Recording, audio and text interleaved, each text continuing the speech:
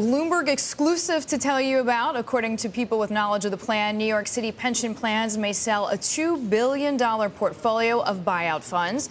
The New York pensions would unload stakes managed by two firms, Silver Lake Management and Clayton, Dubilier and Rice. Cristina Alesci is right beside me here in the newsroom. Cristina, you broke the story, so congratulations first and foremost. Thank you.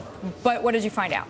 So basically, New York City is reviewing its entire private equity portfolio with the goals. The two main goals is performance, enhancing performance, and diminishing administrative burden. And on the performance side, they want to concentrate their bets on a smaller number of high-performing managers.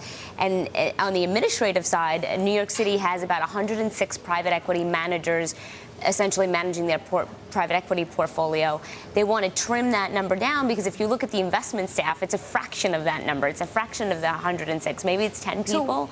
So it's really expensive. And if buyout funds aren't pulling their weight, why keep them around? So in other words, that's why you think the city has decided to sell, even though there were meant to be longer-term commitments. Yeah, exactly. These commitments are precisely what you say, very long-term commitments. They usually last about 10 years. And, you know, Silver Lake, the tech specialists, and CD&R, which has been in the industry for a very long time, are two that we learned about. But there could potentially be 20 or 30 relationships that New York City ends up cutting. And those would be probably the second or third quartile performing funds. And funds like Silver Lake and CD&R, you know, those really don't fit into the second and third quartile. They're better performers, but they are viewed as so-called sweeteners. So, you know, if New York City wants to get this deal done and package it nicely for a buyer, they may include some better performing funds alongside the ones that aren't performing. And as well. I mean, how did the city go about picking the managers it was going to sell?